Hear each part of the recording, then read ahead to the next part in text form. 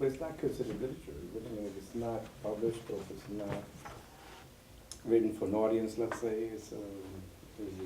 Well, Or- literature in the sense, It's- in the artistic sense of the word, in the Right. aesthetic sense of the word, do we consider it literature? No, mostly we would consider it extra literary, right? So letters by writers or any kind of journal that's kept by writers, we consider that all to be,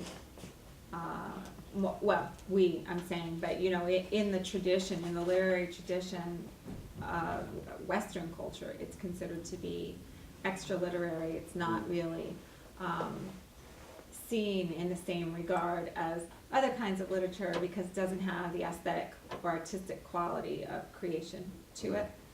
But I think since the advent of, you know, ethnic studies, I mean, it is the literature that we use, and we see that as the first literature of Puerto Rican women in the United States as examples of it, just like we use Bernardo Vega, even though he was writing a memoir and Jesus Colón sketches in the same way.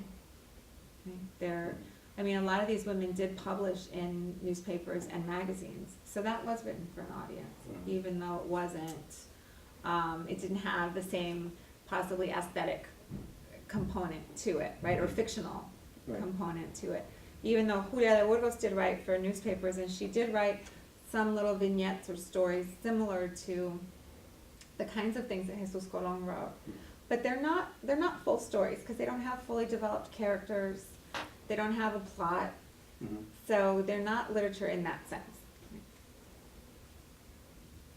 And Pura del Pre, because she is here and before the 50s, you know, from the 20s on, were all her writings like children's books or academic, trying to establish bilingual program, or does she have any fictionalized? She wrote short stories. She does have short stories. She has stories and picture books, but they're for children. They're mostly. all for children. That's Yeah. fair enough. And she sounds really very nice. I don't know how much of other literature is written by her for She seemed adults. so active for so long. She was very active in the development of